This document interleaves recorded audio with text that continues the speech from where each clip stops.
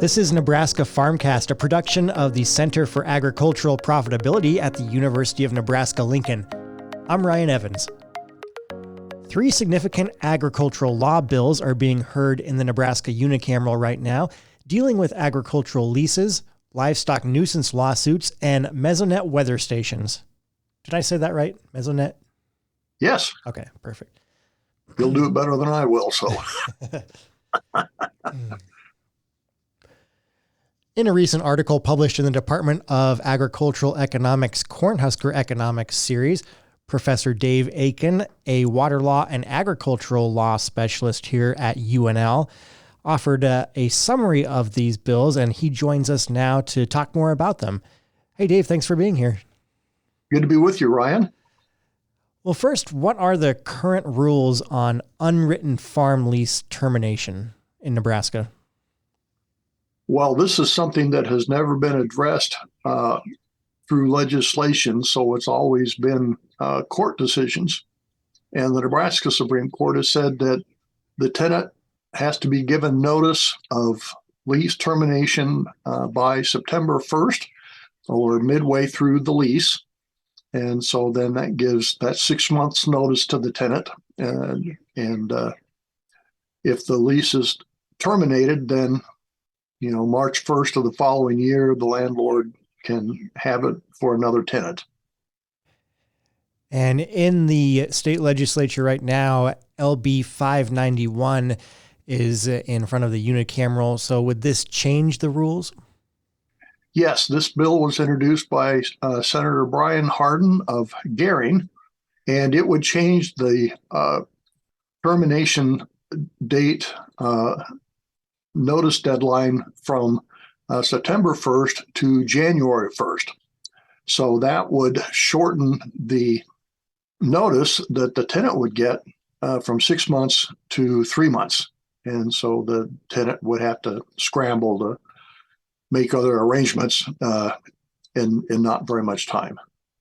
So half the time, a big change, right? That is a very big change. One of the reasons it's important is that so many farm leases in Nebraska are done on a handshake without putting anything in writing, which is not always the best way to go, but it's a very, very widespread method of leases in Nebraska. And so anything that would change that in any significant way is something that really needs a lot of scrutiny because it's going to affect a lot of people. It's going to affect a lot of producers. So what are the origins of the bill and why is it being proposed now? Well, my understanding is that this bill was introduced so that the landlord would have until after the harvest of spring planted crops, that basically means corn and soybeans, the harvest would be in, and after the harvest was completed, then the landlord would be able to determine, do I want to continue with this tenant or do I want to go with somebody new?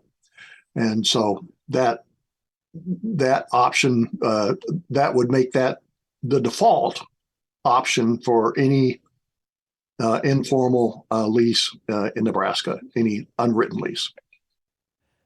And do farmers see any potential problems with LB 591, the changes that this could bring if it's passed? Well, yes, in addition to the problems for tenants in terms of not having much time to try to line up some additional land, it'll probably all be tied up by then. We have a variety of agricultural systems in place. We have the spring planted crops, again, like corn and soybeans, which is the most probably widespread, at least for row crops. But we also have fall planted crops like wheat. We have multi-year crops like alfalfa. And then we have pasture, which is not crops, but would be covered by this bill. And LB 951 would apply the same rule to all of these, at least when it's done on a handshake basis.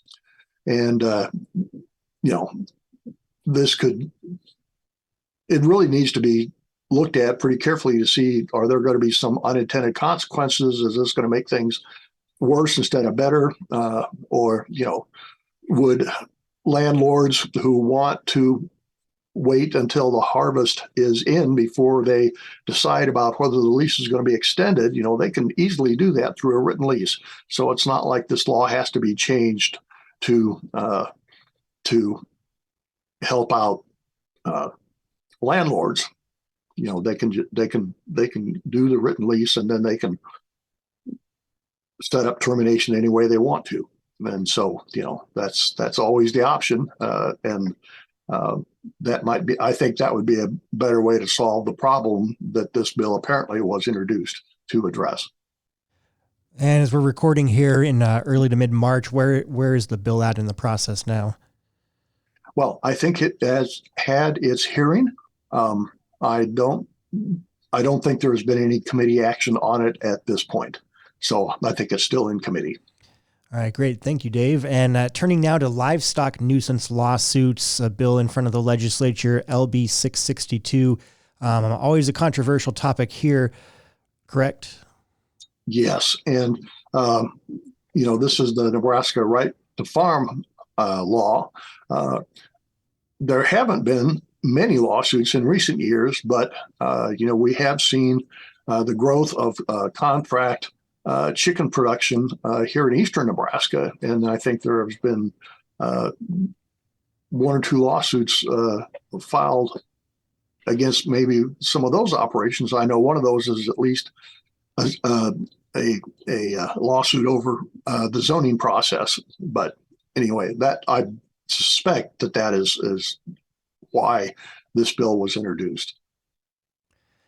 So what kind of changes does LB 662 propose to bring about in terms of livestock nuisance lawsuits? Well, the way it works now, Ryan, is that if the person who is bothered by the odors or other nuisance aspects of a neighbor's livestock operation, if they were there first, before the livestock operation was put in place, then they have the right to bring the nuisance lawsuit in court. But if the livestock operation was there first and it hasn't changed, like gotten bigger, then the neighbor cannot sue because the nuisance was basically kind of has grandfather rights in that regard. LB 662 would make a lot of changes. The two biggest changes is that the plaintiff would have to be within a half a mile of the nuisance causing activity. So you'd have to be within a half a mile of the livestock operation. If you were more than a half a mile away, and most neighbors would be, at least a home would be more than half a mile away, then you would not be allowed to sue. And so that's very restrictive. That would knock a lot of potential of neighbors out of this situation. The other one is that they would only have 1 year to sue, and for a long time, the statute of limitations or the deadline that you had for filing a lawsuit was 4 years. A few years back, it was shortened to 2 years, but 662 would reduce that from 2 to 1 year. And so they've, and farmers and rural residents in Nebraska, if something is happening, the first thing they do, I'm going to call my lawyer and sue them. They are not a litigious bunch as a whole. And so they have to be pushed pretty hard before they're willing to go see the lawyer and talk about, what are my legal options. And in this case, if this law were passed, a lot of them would find out, well, if you'd seen me 6 months ago, we could have got something filed, but now it's too late. Now you're stuck with it and you have to live with it. And, so the purpose of 662 is to make this kind of lawsuit as difficult as possible to mount, and it gives lots of ways out so that the livestock operation could not be sued, and it would be a fund. It would basically be turning the right to farm law on its head, and in terms of the legal rights of neighbors. And given the controversial nature of that, do you have a sense of how the bill has been received? Well, a little bit surprisingly, a lot of the agricultural groups whom you might have expected to say, well, this will make life better for our livestock producers in Nebraska, so we're going to be in favor of it.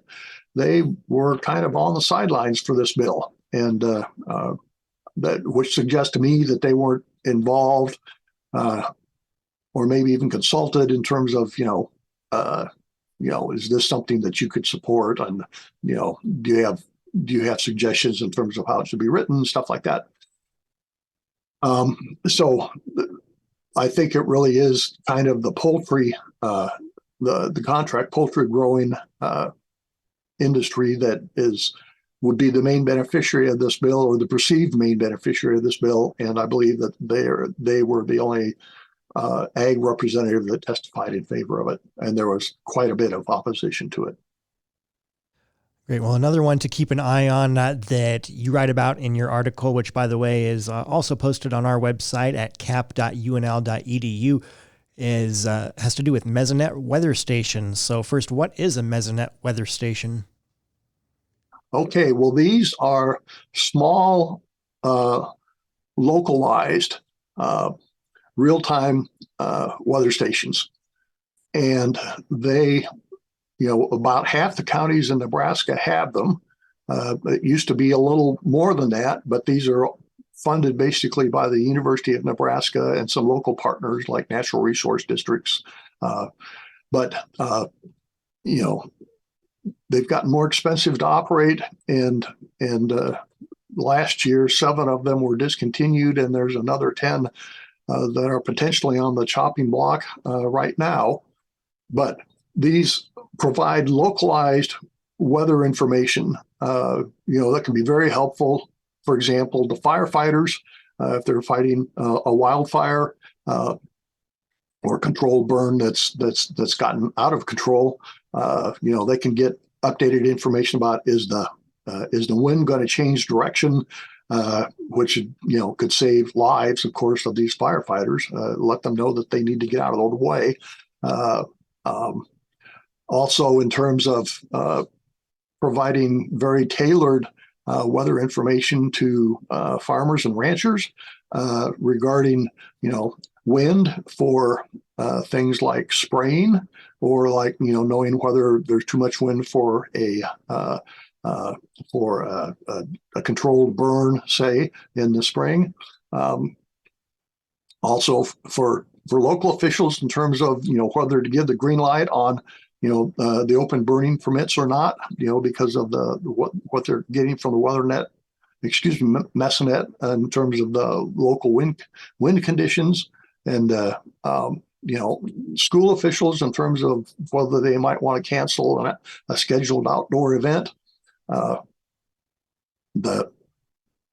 According to a very useful article in the Omaha World Herald earlier this spring, they talked about how the information from these local weather stations is used in Oklahoma. And Oklahoma originally built its mesonet system based on the Nebraska model, because Nebraska was one of the first to develop one of these at the state level. And they since have really enhanced it. And so farmers, can get information about if it's going to be hot and dry and windy and humid, or excuse me, maybe not dry, but humid and windy, or humid, they can let livestock producers know that this is going to be a rough day for the cattle. They're not going to be very comfortable. They're not, they're probably not going to eat much because it's so hot and like that. And Nebraska fire officials, when they found out about, how the information that the Oklahoma fire officials get while they're fighting a fire, have the capacity to receive when they're fighting a fire. They said, wow, we're jealous. We wish that we would have this information because this would make our jobs a lot safer. So there's a lot of valuable information that could be used in this mesonet systems, and we're just going to have to kind of build out the cooperative agreements, to get the funding that's needed to make these systems more robust in terms of the services that they provide and so forth. But given the way our weather is getting crazier and crazier every year, and so the more information like this that we have, I think the safer we're all going to be. Yeah, it sounds like a lot of impacts there and consequences of mesonet stations closing. So the bill before the legislature right now, LB 401, how would that address this situation? It would appropriate money to the Department of Natural Resources, the State Department of Natural Resources, to help fund these mesonet systems. And I understand that the committee is going to hold the bill this year and then do a study between this year's legislative session and the 2024 session, and get a better handle on kind of these options and that, and then bring forth maybe a somewhat different bill next year. But these are systems that provide a lot of value to ag and rural residents, and so we all understand how important weather is to agriculture, both in the long term, but also in the short term as well. And this will could provide a lot of information, helpful information to farmers to help them make better decisions. And so that's going to be, hopefully the system will survive and grow. Great. Well, for more on what Dave has been talking about here in this episode of Nebraska Farmcast, again, check out his article on our website at cap.unl.edu. Again, Dave Aiken is a professor in the Department of Agricultural Economics at the University of Nebraska-Lincoln. He is an extension water law and agricultural law specialist and provided some great information for us today. Dave, as always, thank you very much for joining us. Well, thank you, Ryan, and we'll be talking again soon, I'm sure. Look forward to it. Take care. Nebraska Farmcast is a production of the Center for Agricultural Profitability at the University of Nebraska-Lincoln. For the latest research-based information and education resources to manage your farm or ranch operation, visit our website at cap.unl.edu. That's cap.unl.edu.